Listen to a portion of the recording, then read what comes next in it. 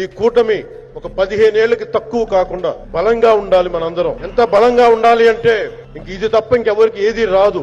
మిమ్మల్ని ప్రభుత్వాన్ని మిమ్మల్ని ఏర్పాటు చేయడానికి, మిమ్మల్ని నిర్మాణం చేయడానికి మేము కాపులం కావాలా?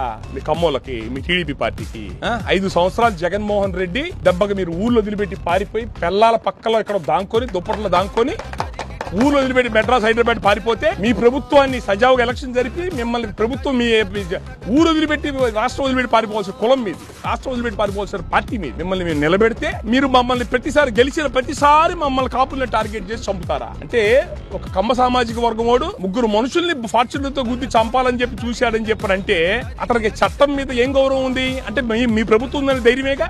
రెడ్ హ్యాండెడ్ గా కనపడుతుంటే, బండి కనపడుతుంటే యాక్సిడెంట్ అంటారు ఏంటంటే? గతంలో వీళ్ళ మీద గొడవలు ఉన్నాయి, వీళ్ళకి ఆ కుటుంబానికి వీళ్ళు ఆడోళ్ళు గెలిచాడు, వీడు కాపులు ఆడోళ్ళు గెలిచాడు. వాడు గతంలో ఈ కేసు మా దగ్గరికి వచ్చింది. ఇది కావాలని గుద్దిన కేసు అని పోలీసు వాళ్ళు ఎఫ్ఐఆర్ కట్టి అతను కోర్టుకు పెట్టారు. అంటే మిమ్మల్ని గెలిపించిన ప్రతిసారి మీ చేత మేము మటలు చేయించుకోవాలా మా కాపుల్ని?